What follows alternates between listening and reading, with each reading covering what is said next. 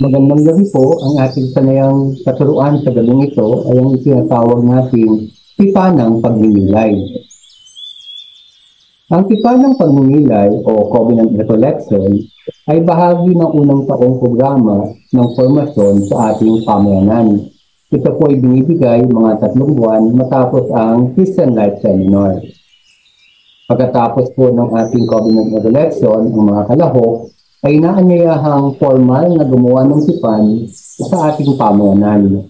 Nang sa gayon ay maging regular na miyembro. Ang mga layunin po ng kurso, una, pagpapalalim ng espiritualidad. Pangalawa, pagpapaliwanag ng tipan at buhay sa pamayanan. At pangatlo, paghahanda para sa pagiging miyembro. Titayin po natin. Ang pangunahing layunin ay palalimin ang spiritual na pag-unawa ng mga kalahok sa pamagitan ng pagtuturo sa kanilang relasyon sa Diyos, pamilya, komunidad at sa mundo. Pinapaliwanag din po ang kahulugan at kahalagahan ng tipan o covenant at ang pamumuhay sa loob ng komunidad. Gayun din, initiyak na nauunawaan ng mga kalahok ang mga inaasahan sa kanilang pagiging miyembro at inihikayat silang magtalaga ng kanilang sarili sa paglilingkod sa Diyos sa pamagitan ng pamayanan. Ang mga paksa po ng ating talakayan. Una, ang ating tipan sa Diyos. Pangalawa, ang tawag sa kabanalan. Pangatlo, pagpapalakas ng Kristiyanong pamilya. Pang-apat, pagsasabuhay ng kultura ng buhay. Panlima, pamumuhay sa Kristiyanong komunidad. Pang-anim, pamamahala ng pananalati. Pang-pito, pagiging Kristiyanong saksi. At pang-walo, ang mga pangunahing halagahan ng pamayanan. Dadako na po tayo sa panayam bilang isa, ang ating tipan sa Diyos. Ang talakayang ito ay nakatuon sa pag-unawa sa konsepto ng tipan, lalo na yung ating tipan sa Diyos at kung paano ito nauugnay sa ating buhay sa loob ng pamayanan. Bilang panimula, ang ating pangunahing relasyon sa Diyos ay isang tipan. Binibigyan din po yung tipan na ito sa ating pamayanan.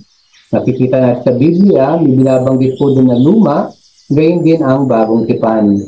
Sila po ay nakabalangka sa paligid ng mga tipan. Nung tayo ibinyagan, nagtatagpo ng isang tipan sa Diyos. Nung tayo mga naging Kristiyano, meron ding relasyon ng tipan sa isa't isa.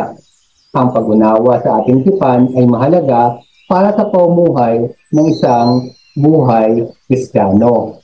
Ngunit ang tanong, ano nga po ba ang tipan? Ito po ay isang kaintim na kasunduan sa pagitan ng mga partido na nagtatatag ng mga relasyon at obligasyon. Kung meron kang relasyon, meron ka rin mga pribilehiyo at meron ka rin mga pananagutan at obligasyon. May dalawa pong itong uri. Yung una, sa pagitan ng magkakapantay, gayon din, meron namang sa pagitan ng hindi magkakapantay. So titignan po natin yung halimbawa dito sa pagitan ng magkakapantay. Nandyan yung kay na Abraham at Abimelech, kina David at Jonathan. Maging nung tayo po ay kinasal, pagitan po ito na magkakapantay. Ngayon po, yung mga halimbawa naman sa hindi magkakapantay, nandyan ang Diyos at ang kanyang bayan. Ano po ba yung makikita natin mga aral sa lumang tipan? Ang tipan po kasi, kasunduan yan na nagtatatag ng isang relasyon. Ang relasyon ay mas mahalaga kaysa sa mga kondisyon. Siyempre, hindi pantay po yung relasyon kasi sinimulan ng Diyos ang tipan. Diyos at ang tao. Makikita natin dito, hindi pantay. Ang mga nilalaman ng tipan, kinikilala ng Diyos ang kanyang sarili at isinasalaysay ang kanyang mga ginawa. Makikita po natin ito sa Deuteronomio, gayon din sa Exodo. Tingnan po natin isa-isa. Ako ang Panginoong mong Diyos na naglabas sa iyo sa lupain ng Ehipto, sa bahay ng pag-aalipin. Huwag kang magkakaroon ng ibang mga Diyos sa harap ko. Huwag kang gagawa para sa iyo ng larawang unanyuan, na kawangit ng anumang anyong nasa itaas sa langit o nang nasa ibaba sa lupa o nang nasa tubig sa ilalim ng lupa. At sa Exodo, ako ang Panginoong mong Diyos na naglabas sa iyo sa lupain ng Ehipto, sa bahay ng pagkaalipin. Ito po yung kasaysayan ng ginawa ng ating Panginoong Diyos. Ngayon po, may mga obligasyon ng mahinang partido. Na makikita natin yan doon sa 10 utos. Na mababasa natin sa Deuteronomio, Kabanata 5, Talataan 7 hanggang 21. Nariyan din po yung nilalaman ng tipan ukol sa pagpapala at sumpa na mababasa natin sa buong Kabanata 28 ng Deuteronomio. Ngayon po, tingnan lang natin yung mga talata na nakasulat yung salitang pagpapala, gayon din yung sumpa. Yung buong kabanata po, kayo na mismo ang magbasa. At mangyayari kung iyong diringging magsikat ang tinig ng Panginoon mong Diyos upang isagawa ang lahat niyang utos na aking iniutos sa iyo sa araw na ito. At itataas ka ng Panginoon mong Diyos sa lahat ng mga bansa sa lupa, at ang lahat ng pagpapalang ito ay darating sa iyo at aabot sa iyo kung iyong diringgin ang tinig ng Panginoon mong Diyos. Ano po mangyayari kapag dinig natin ang tinig ng ating Panginoong Diyos? Makakatanggap tayo ng pagpapala. Samantala, sa isang banda, ngunit mangyayari na kung hindi mo diringgin ang tinig ng Panginoong mong Diyos na isasagawa ang lahat ng kanyang mga utos at ang kanyang palatuntunan na aking iniutos sa inyo sa araw na ito, na ang lahat ng sumpang ito ay darating sa iyo at aabot sa iyo. Noong una po, ang pinag-uusapan ay pagpapala. Ngayon naman, kung tayo susuway, ang aabutin natin ay sumpa. Makabubuting basahin po natin ang buong Kabanata 28 para malaman natin ang mga binabanggit na pagpapala at mga sumpang ito. Tingnan naman po natin yung mga aral ng bagong tipan. Itinatag ni Jesus ang isang bagong tipan. Mababasa po natin nga sa Ebanghelyo ni San Lucas, gayon din sa Ebanghelyo ni San Juan. Isa-isahin po natin. Sa Lucas, Kabanata 22, Talata 20, gayon din naman ang saro. Pagkatapos na makahapon na sinasabi, ang sarong ito ay ang bagong tipan sa aking dugo na nabubuhos ng dahil sa inyo. At kay San Juan, ang kumakain ng aking laman at umiinom ng aking dugo ay nananahan sa akin at ako'y sa kanya. Nakikita po natin dito yung pagtipan ng ating Diyos sa pamagitan ng kanyang anak na si Jesucristo. Natitingnan pa rin po natin yung mga aral ng bagong tipan. Nandito yung buhay na relasyon kay Jesus. Hindi lamang po pagsunod sa batas. Sinimulan ng Diyos ang bagong tipan sa pamagitan ng pagpapadala kay Jesus. Ang ating mga ginawa ay nagmumula sa mga ginawa ng Diyos. Ang unang kumilos, ang Panginoon. Tayo po, tumutugon lamang. Makikita po rin natin dito yung mga ilang biblical na teksto. Basahin po natin. Tayo'y nagsiibig sapagkat siya'y unang umibig sa atin.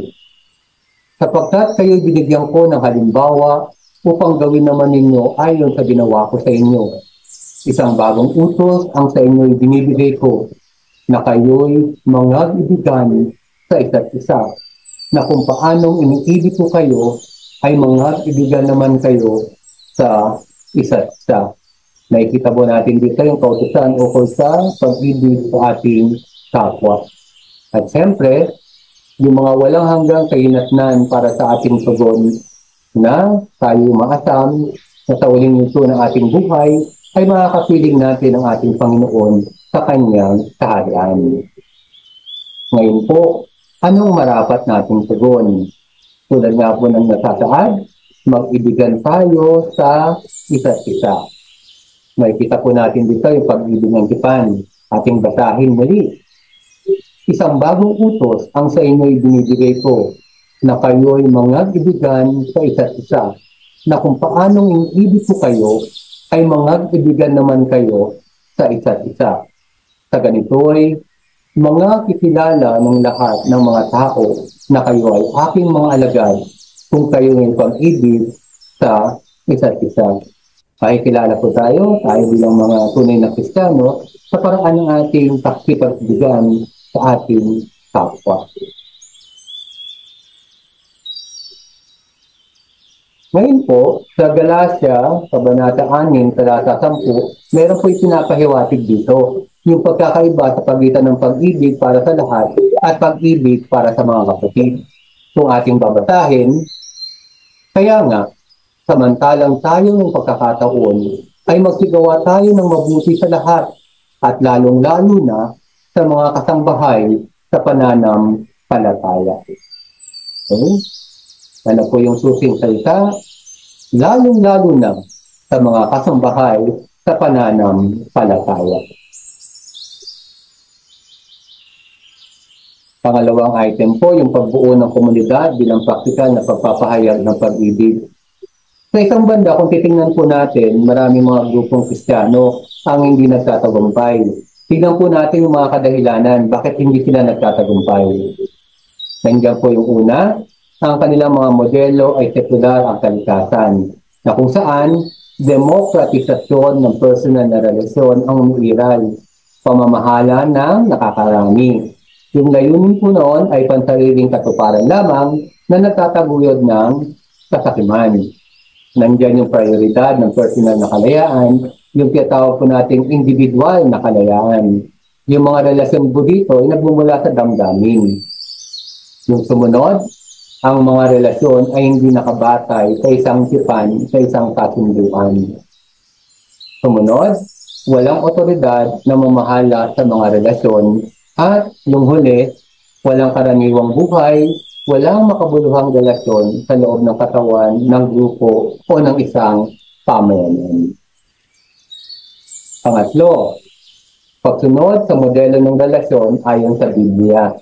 Tulad po ng isang pamilya, yung pagiging miyembro sa isang katawan, nandiyan yung pagtutulungan, pagkakaisa, yung karaniwang buhay, mapagmahal na relasyon, yung tinatawag po natin pagkakapatiran, pagbabahagi, otoridad at kaayusan.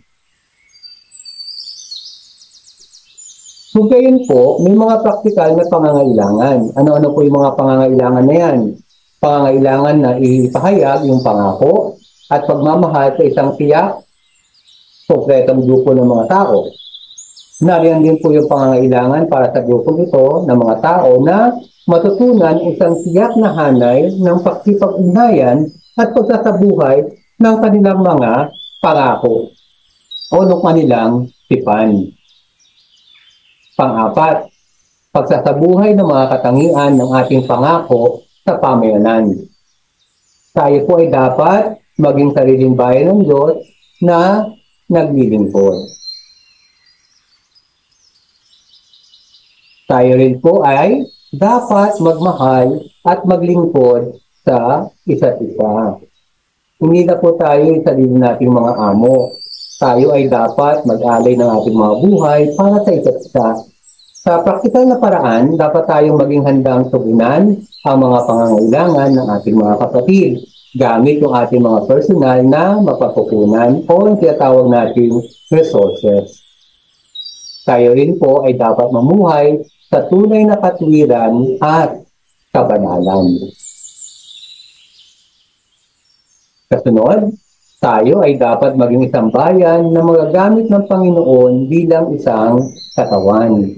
Kaya importante na magkaroon tayo ng pagkakaisa, kaayusan, kapayapaan at suporta para sa ating karaniwang buhay. At nawa tayo ay maging ilaw at lebadura sa mundo. Meron po tayong mga praktikal na pagsasalang-alang. Kapag ang mga tao ay sumasang-ayon na ilagay ang kanilang mga buhay sa karaniwang paggamit, ang mga sumusunod ay pinakailangan. Ano-ano po ito? Pagsunod sa tipan, malinaw po nakasulat yung ating mga pangako. No? Tapos yung pagkilala sa isang otoridad na mamamahala sa katawan at mamamahala sa hanay ng mga relasyon. Yung ating pong pagkilala sa otoridad, no? Yung pastoral na struktura ng sambayanan, unit at mga pinuno ng sangay. At yung ating pangkalahatang namamahala, yung mga pastoral na mga otoridad. Letter C, pagkuha ng responsibilidad para sa isa't isa at sa ating karaniwang buhay. Hindi lamang po kasi responsibilidad ng mga pinuno, kundi responsibilidad din po ito ng bawat miyembro. Nariyan yung pagtatawid ng kapatid, yung pamamagitan, pagbibigay ng tulong pinansyal, iba pa po. At siyempre yung letter D, pagsasabuhay ng isang namamalas, nakikita, na karaniwang buhay. Paano ba natin ilalarawan yung karaniwang buhay natin? Nandito po yung ating iba't ibang mga pulong, pagtitipon, at mga gawain. At bilang konklusyon, yung luma at bagong tipan ay mga pagsisikap ng Diyos na magtatag ng isang relasyon. Ang ating pong pamayanan ay isang behikulo o kagamitan para sa pagtugon sa Diyos. At pagnilayan po natin ang mga tanong na, paano sinimulan ng Diyos ang isang relasyon sa iyo? Paano ka tumugon? Paano ka matutulungan ng pamayanan sa pagsasabuhay ng iyong tipan sa Diyos at sa Kanyang bayan? Dito po natatapos ang ating panayam bilang isa. Ngayon po, dadako naman tayo sa panayam bilang dalawa. Ang tawag sa kabanalan. Ang talakayang ito po ay nakatuon naman sa tawag na kabanalan na nagbibigay rin sa kahalagahan ng panalangin, pagbabasa ng kasulatan, mga sakramento, para ating magamit sa ating spiritual na paglago. Bilang panimula, yung unang bahagi po ng ating tipan sa ating pamayanan ay mamuhay bilang tagasunod ni Kristo na nagsisikap para sa kabanalan. Ngayon po, tinawag tayo mga Kristiyano na maging banal.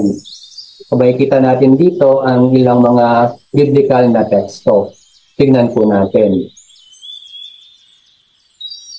Ngunit yamang banal ang sa inyo'y tumawag, ay mga pakabanal naman kayo sa lahat ng paraan ng pamumuhay, sapagkat nakisulat, kayo'y mga pakabanal, sapagkat ako'y banal.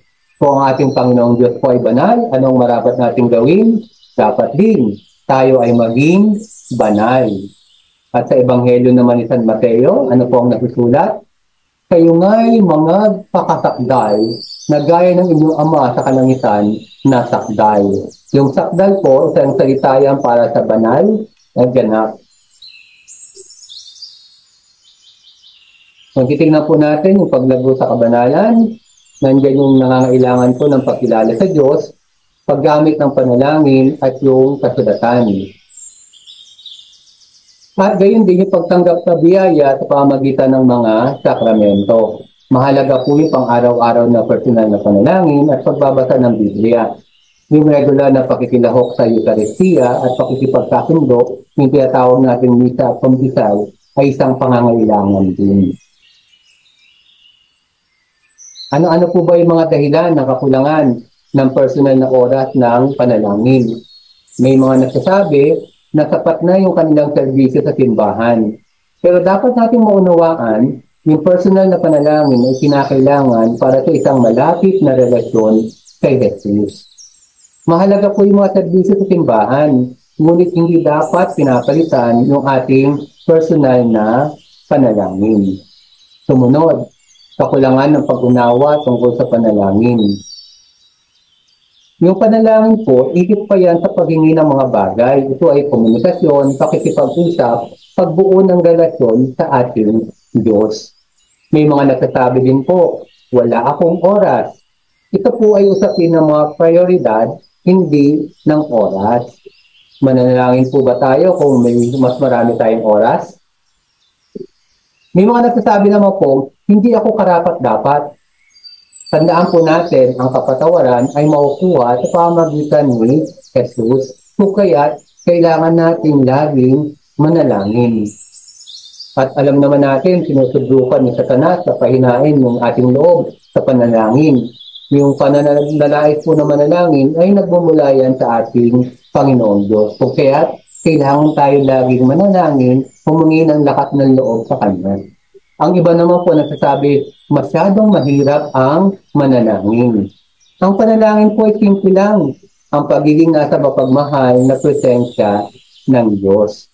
Natural po, nakakatulong mga pamamaraan, ngunit ito ay tungkol sa personal na relasyon. Ang tanong, ano po yung dapat nating gawin? Kailangan po nating maging tapat sa isang nakatakdang oras ng panalangin. Kung tayo po pumili ng pangunahing oras para sa Diyos, dapat po laging ganoon kung anong oras ng ating pinili, doon tayo magdarasal. Regular po itong gawain, no? O paminsan-minsan, pwede namang maging flexible. Pero dapat, pangalagaan natin yung oras na ito. Sumunod, magsimula sa isang maikling oras ng panalangin. Kadalasan, pwede po tayo magsimula ng 15 minuto, tapos unti-unti yan, tumataas na yung ating minuto hanggang umabot na sa oras ng pananalangin. Tumutok po tayo sa relasyon na hindi lamang din sa oras. Habang tayo lumalago, makabubuti na dagdagan natin yung oras ng ating pananalangin. At siyempre, maghanap po tayo ng tahimik na lugar. Ang ating Panginoong Jesucristo ay maraming mga binigay na halimbawa kung paano niya sinagawa yung paghahanap ng tahimik na lugar. Mamaya po, tingnan natin yan. At siyempre, may mga tagubilin din yung ating Panginoong Jesucristo. No? Na sa ating pagdadasal, dapat ilagay natin yung Diyos, no? Yung ating buong atensyon sa ating Panginoong Diyos. Dapat din po tayo maging bukas sa banal na Espiritu. Yung mga pamamaraan po at mga gabay, mga maikit na mga patakaran, no? Pero dapat po kasi, pag nagdasal tayo, tignan natin yung ating uri ng panalangin. No?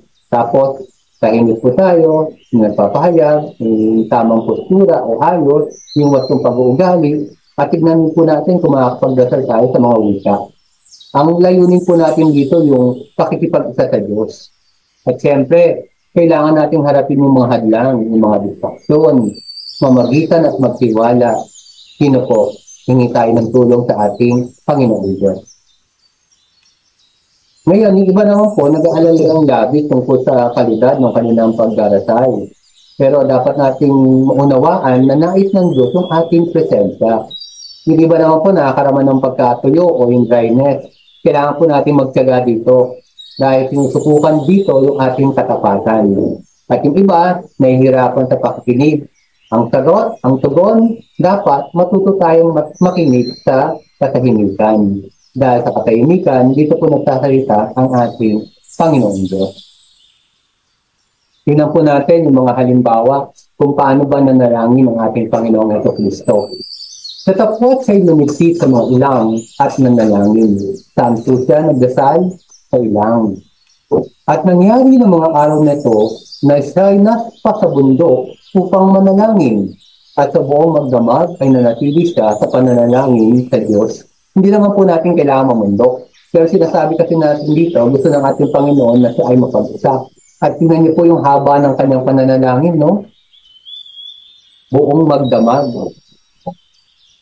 Tuloy po natin. At pagkatapos na papayaon niya ang mga karamihan, ay umahon siyang bukod sa bundok upang manalangin at nang dumami na, ay siya ay nag-isa roon. Bundok pa rin po. Tapos, gaano kahaba yung kanyang pagdarasal? Ituloy pa rin po natin. At nagbangon siya ng madaling araw na malalim pa ang gabi at lumabas. At napaisandahong ilang at doon nanalangin. Dito po makikita natin anong oras siya nagdasal.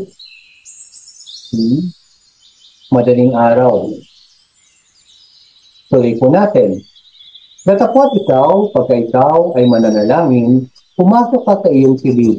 At kung mailapat mo na ang iyong pinto, ay manalangin ka sa iyong ama na nasa lilim. At ang iyong ama na nakita sa lilim ay gagantiin ka.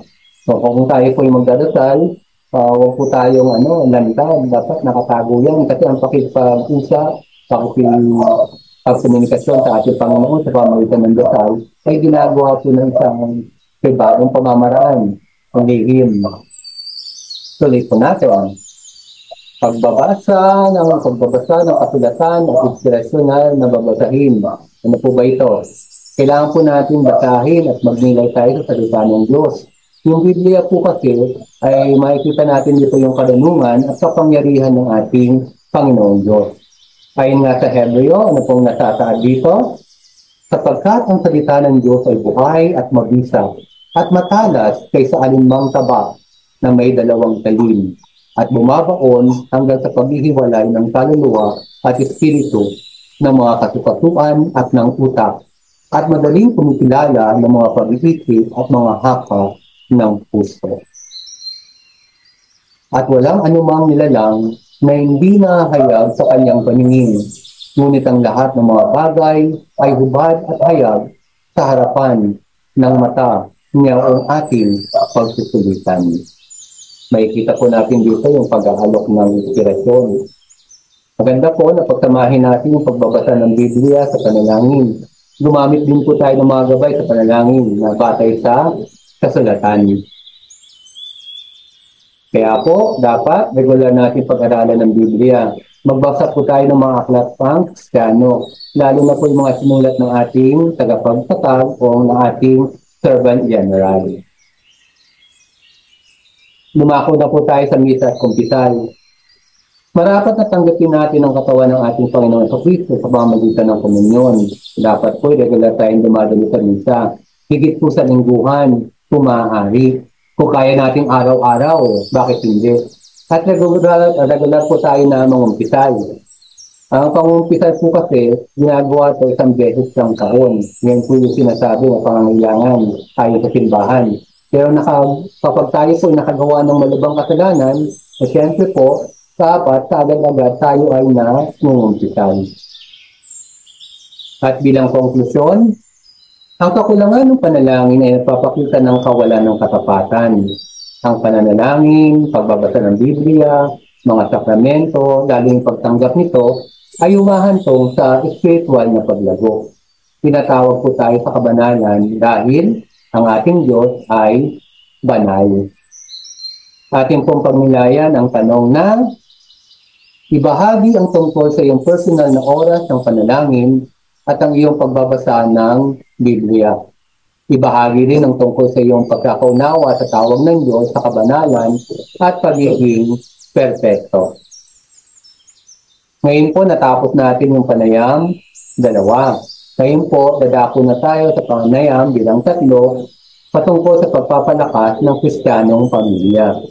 Ang talakayang ito po ay nakatuon sa pagpapalakas ng pamilyang Kristiyano na nagbibigay rin sa kahalagahan nito bilang pangunahing unit ng lipunan at ang pangangailangang ipagtanggol ito laban sa mga hamon na makabagong panahon. Bilang panimula, yung ating pong ikalawang bahagi ng tipan ng pamayanan ay ang pagbuo ng matatag na pamilya para kay Kristo. Yung pamilya, ang pangunahing unit ng lipunan at ang kalagayan nito ay nakakaapekto sa buong lipunan. Layunin po ng pamayanan na palakasin ang mga pamilya para sa mga layunin ng Diyos na itinasabuhay ang kultura ng buhay. Kung titingnan po, ano po ba yung kalagayan ng mundo ngayon? Yung pamilya nasa ilalim ng iba't ibang atake. Nandiyan po yung sinisira yung tahanan, nandiyan yung paghihiwalay, inahamon po yung mismong kahulugan ng pamilya. Kailangan po natin sundin kung ano ba talaga ang plano ng Diyos para sa pamilya. May plano po ang Diyos para sa pamilya. Yung una, ang pamilya po kasi ay pangunahing unit ng lipunan. Nilikha po tayo mula sa simula. Mababasa natin to sa aklat ng Genesis na kung saan yung lalaki at babae ay nilalayong mag-isa na nagpapalaki ng pamilya. At kung ating babasahin, at nilalang ng Diyos ang tao ayon sa kanyang sariling larawan. Ayon sa larawan ng Diyos, siya nilalang. nilalang niya sila na lalaki at babae. Dalawa lang po yung kasariang binabanggit dito, lalaki at babae. Bilang pagpapatuloy, at sila'y binasbasa ng Diyos at sa kanila'y sinabi ng Diyos, kayo'y magpala-anakin at magpakarami at kalatan ninyo ang lupa at inyong supilin at magkaroon kayo ng kapangyarihan sa mga isda sa dagat at sa mga ibon sa impapawid at sa bawat hayop na gumagalaw sa ibabaw ng lupa. Bilang pagpapatuloy, at sinabi ng Panginoong Diyos, hindi mabuti na ang lalaki ay mag-isa. Siya ay ilalalang po ng isang katulong niya. Kaya nga po, merong lalaki, nagkaroon ng babae. Kung merong Adan, nagkaroon ng Eva. At nilalang ng Panginoong Diyos sa lupa ang lahat ng hayop sa parang at ang lahat ng ibon sa impapawid at pinagdadala sa lalaki upang maalaman kung anong itatawag niya sa mga iyon. At ang bawat itinawag ng lalaki sa bawat pinapal na may buhay ay yaon ang naging pangalan niyaon. Kaya nga po yung mga hayop ang nagpangalan sa kanila, ilang iba kundi si Adan. Basahin pa natin yung mga kasunod. At pinangalan ng lalaki ang lahat ng mga hayop at ang mga ibon sa impapawid at ang bawat ganid sa parang. Natapwat sa lalaki ay walang nasumpungang maging katulong niya. Wala po kasi puro hayop yun. Tuloy natin. At hinulugan ng Panginoong Diyos ng bitawasang himbing ang lalaki at siya ay natulog. At kinuha ang isa sa kanyang mga tadyang at pinapagbilom ang laman sa dakong yaon. Tingnan po natin kung ano yung kasunod.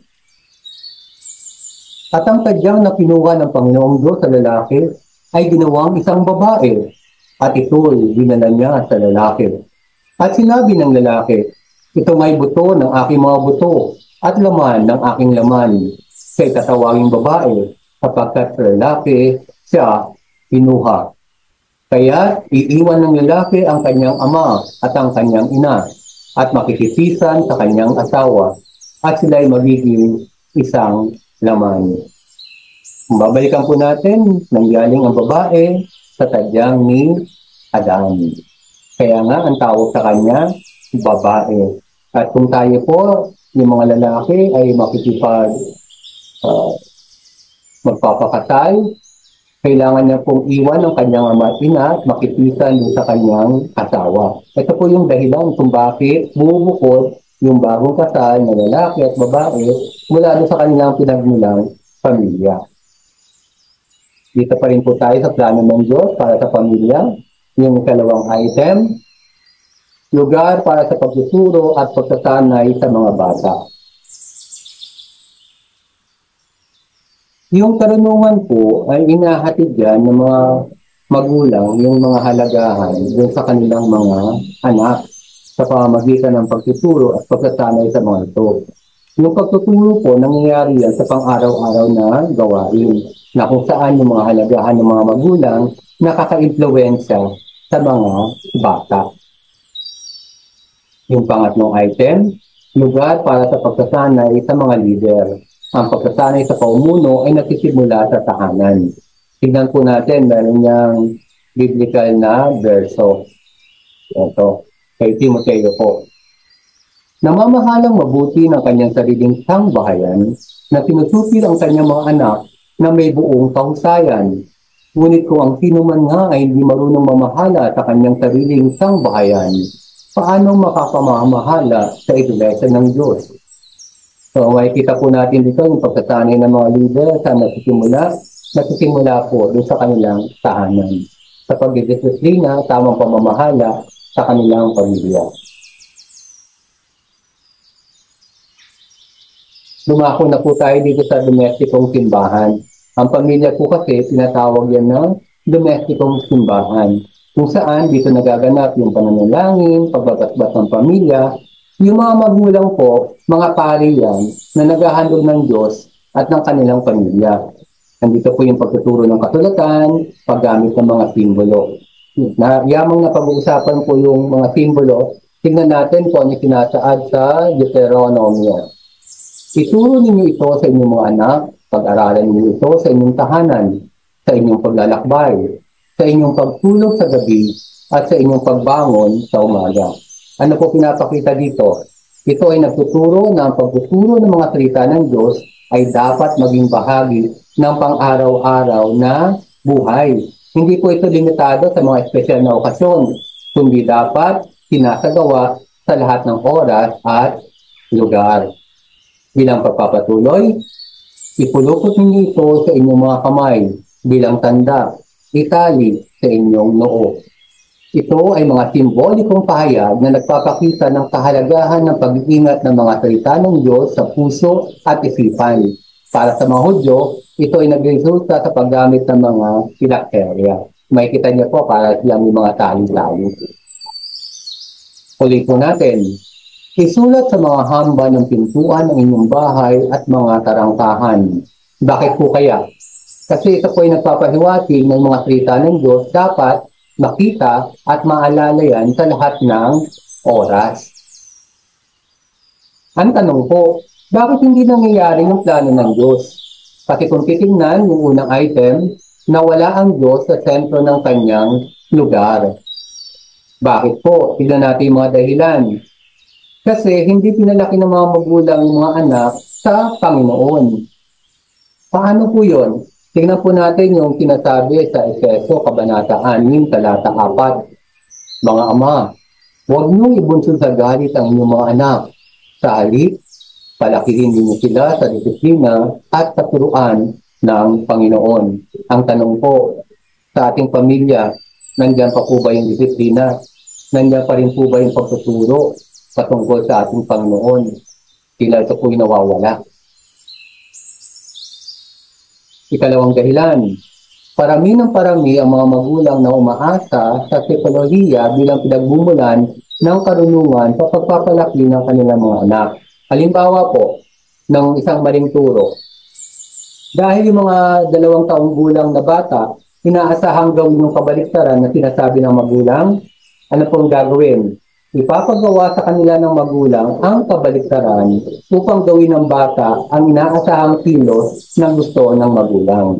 Hindi po ipapagawa yung gusto kasi gagawin ng bata kabaliktaran.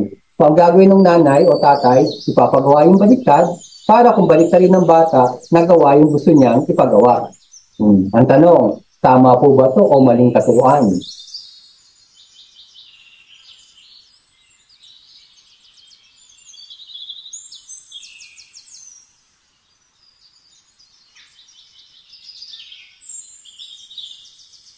Lumako po tayo dito naman sa di pagsunod ng mag-asawa sa utos ng Diyos. Tignan po natin, ano ba yung mga kautusan na yan na hindi nasusunod? So titignan po natin sa Efeso Kabanata 5, talataan 22 hanggang 25, ito po yung mga nasusulat. Mga asawang babae, pasakop kayo sa inyong asawa tulad ng pasakop ninyo sa Panginoon. Ang tanong po, nagpapasakop na po ba talaga yung mga asawang babae o ang tingin nila pantay sila sa lalaki? O dili kaya mas nakahihigit sila sa asawang lalaki? May kita po natin dito yung mga ibang pamilya na kung saan ang nasusunod ay yung babae na tinatawag yung lalaki ng mga Andres Usaya. Tingnan po natin yung nasa talata 23. Sapagkat ang lalaki ang ulo ng kanyang asawa, tulad ni Kristo na ulo ng iglesia, at si Kristo ang tagapagligtas ng iglesia ng kanyang katawan. Marapat po ang nasusunod sa tahanan, walang iba kundi ang asawang lalaki para sa kaayusan. At bilang pagpapatuloy, kung paano ang iglesia ay nagpapasakop kay Kristo, gayon din naman, ang mga asawang babae ay dapat pasakop sa kanilang asawa sa lahat ng bagay. Ulitin ko po, yung mga asawang babae, dapat magpasakop sa kanilang asawa sa lahat ng bagay. Gayon din naman, yung mga asawang lalaki, anong dapat gawin? Mga asawang lalaki, mahalin ninyo ang inyong asawa tulad ng pagmamahal ni Kristo sa iglesia. Inihandog niya ang kanyang sarili para sa iglesia. So kung kailangan po natin ihandog ang ating buhay, bakit hindi? Ngayon po yung pang-apat na item kung bakit nawala ang Diyos sa sentro ng kanyang lugar. Ito po yung pagkaalikaga sa materialismo at sa madaling buhay. Ano pong ibig sabihin yan? Kasi ang gusto natin magkamahal ng mga bagay, material na bagay. At ang gusto natin ay magkaroon tayo ng masaya at magaang na buhay. Kung kaya, labis tayo nagtatrabaho, ang ating atensyon ay sa pagkuha, pag-impok ng salapi, nakakalimutan na natin yung Diyos na dapat sentro ng ating buhay at buhay pamilya. Pangalawang dahilan, yung pamilya mismo po ay nawawalan ng kahalagahan. Bakit? Sa paglipas ng mga panahon, kung titignan natin, marami po sa mga responsibilidad ng pamilya kinuha na o napunta na sa ibang grupo sa lipunan. Halimbawa, edukasyon, sa paaralan na yan. Yung kabuhayan, nasaan po? Sa mga pabrika o kaya sa opisina. Yung libangan, nasaan na po? Nasa mga mall na. Bilang pagpapatuloy, yung mga modernong pasilidad ng libangan ay nagpapahintulot ng napaka-kaunting interaksyon sa mga miyembro ng pamilya. Bibihira na po yung magsama-sama yung pamilya, no? May sarili-sarili ng mga buhay, pinagkakaabalahan. No? Kung nasa bahay man, ano pinagkakaabalahan? TV, mga elektronikong kagamitan, at iba pa. So, makikita po natin dito yung mabilis na paglago ng internet kung saan nagkakawatak-watak yung mga miyembro ng pamilya. Sumunod, ang pamilya ay naging hindi na ganoong kahalaga. Tingnan niyo po yung mga sitwasyon ngayon. No, yung mga sitwasyon ng pagkasama, live-in, hindi na nagpapakasal. Kung magpakasal man, ano pong nangyayari? Nagkakaroon ng diborsyo o yung paghihiwalayan. Na parang ang pamilya, hindi na doon ganun ka-importante, hindi na importante yung kasal. At makikita po natin yung pangatlong dahilan, yung takbo ng modernong buhay. Masyado na naging mabilis, no? Na kung saan napakahirap na bumuo ng mga pangmatagalang relasyon. Yung mga tao po, kung titignan natin, palagi ang nagmamadali, masyadong abala, upang makipag-ugnayan pa sa iba. Yung kabuhayan ay kumukuha ng malaking bahagi ng oras ng mga ama at madalas pati ng mga ina. Na kung saan hindi lamang asawang lalaki nagtatrabaho, sa hirap ng buhay, pati asawang babae na rin. At kung titingnan po, yung pamilya, inaatake yan ng masamang pwersa. Ano-ano yung mga masamang pwersa na yan? Tingnan po natin dito sa sinasaad ni San Pedro. Magpakatino kayo at magbantay, sapagkat ang diablo na inyong kaaway ay parang layong umaatungay at naghahanap ng masisila. Ano po ang gusto ng diablo? Wasakin yung pamilya na siyang pangunahing pundasyon para sa isang malusyong na lipunan. Itinataguyod po ng diablo yung maraming bagay na tumitira sa pamilya tulad ng sekular na humanismo, materialismo, maging yung mga kasuklam-suklam na bagay tulad po ng same-sex marriage o pagpapakasal ng parehong kasarian. Ngayon po, meron namang mga paraan ng pagpapalakas ng buhay pamilya. Una, dapat mapagpasyahan natin sundin ang plano ng Diyos. Pangalawa, unawain po natin mabuti yung pangako ng kasal. Ang kasal, batay po yan sa katapatan, sa tipan, hindi lamang sa emosyon, na pag nawala na yung pagmamahal, wala na rin yung kasal. Siyempre, may mga relasyong personal na Kristiyano po. Nandiyan yung walang patubaling pag-ibig at paglilingkod sa kapwa. Pangatlo, gumawa po tayo ng oras para sa pamilya. Suriin po natin mga pang-araw-araw na buhay. Buwasan natin yung iba nating mga gawain. Dapat manalangin tayo ng sama-sama. Gawing sentro ng buhay ang tahanan, pagkain ng pamilya, libangan, mga gawaing bahay. Kaya kailangan po, kontrolin natin yung paggamit ng media. At tayo po, number 4, maging mga pastor ng mga anak. Unahin po natin sila sa pananampalataya at karakter na Kristiyano. Tulungan po natin silang matupad yung kanilang o yung tinakdang kapalaran ng Diyos. Yung mga ama po, sila yung mag-aasikaso sa mga spiritual at material na pangangailangan. Hindi lang po material, kailangan spiritual at material na pangangailangan. Yung asawang babae naman po, dapat suportahan yung kanyang asawang lalaki. Diba? At tignan din po natin, dapat makontra natin yung mga maling impluensya ng paaralan, ng mga kaibigan, gayon din po yung media. At siyempre, dapat panglima, pag-aralan natin yung pananaw ng Diyos. Paano po natin mapag-aaralan yan? Dumalo po tayo sa mga aral tungkol sa kasal, sa pamilya. Magbasa din po tayo ng mga aklat at magating pang Kristiyano.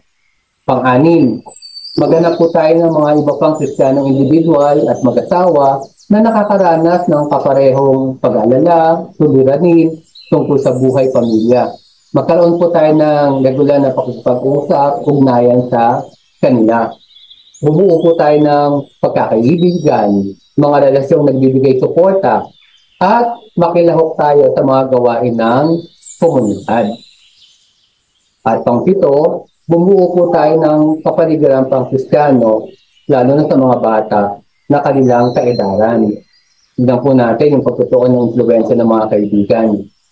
Subukan po natin isali yung mga bata sa young ministries. Kaya nga po meron tayong kids, youth, tapos singles. Para sa kanilang unti-unting paglaki, meron silang mga kaibigan na susuporta talaga sa kanila. At bilang conclusion po, ang kinabukasan ng sangkatauhan ay dumaraan sa pamilya. Ito po ay sinabi ni Pope John Paul II.